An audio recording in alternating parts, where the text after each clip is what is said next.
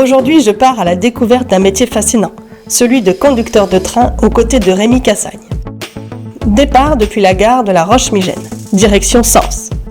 Donc je me présente, je m'appelle Rémi Cassagne, je suis conducteur à la SNCF depuis 29 ans. Je suis à la Roche-Migène, un dépôt qui compte environ 70 conducteurs. Aujourd'hui, je vais vous servir de guide pour vous présenter ma collègue qui va nous emmener jusqu'à Paris-Gare de Lyon. Je vous présente ma collègue Sandrine qui vient de préparer le train, vérifier tout son état de fonctionnement, se mettre à quai. Voilà, nous sommes prêts au départ. Il est 16h35 pour un départ prévu à 16h42. Ah, ouais, écoute, c'était pour avoir l'ouverture. C'est fait. Je te remercie. Allez, terminé, bon courage. Feu vert pour le départ. Sandrine, notre conductrice du jour, propulse le train à une vitesse impressionnante de 160 km/h. Et donc là, on va partir sur une zone de travaux à 100 km/h qui est juste devant nous. Et une fois qu'on va dégager cette zone, on va reprendre la vitesse maximum de 160 km/h. Donc là, on est dans des périodes où ils font énormément de travaux, parce que c'est la période favorable pour faire les travaux. Donc on se servait de ces plages horaires pour faire les travaux, mais aujourd'hui, avec l'offre qui est faite et qui est largement satisfaisante par rapport au nombre de trains, on verrouille les plages de travaux. On va dire que les incidents que l'on peut rencontrer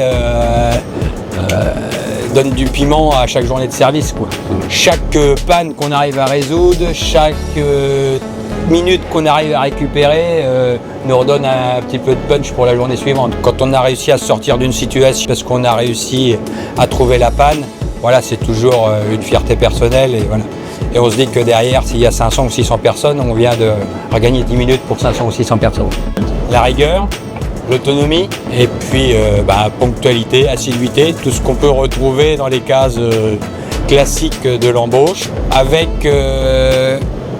une obéissance passive à la réglementation ferroviaire et sans discussion possible.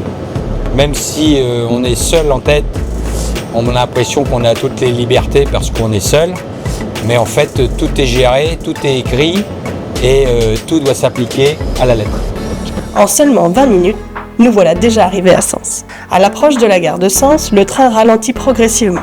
Un léger temps d'avance sur le planning, imperceptible pour les voyageurs, mais une vraie satisfaction pour Sandrine. Et pour cause, chaque retard, même minime, peut entraîner une réaction en chaîne, perturbant la circulation d'une dizaine d'autres trains sur cette ligne très fréquentée. Pour ma part, me voilà bien arrivé à Sens, après un voyage agréable et instructif.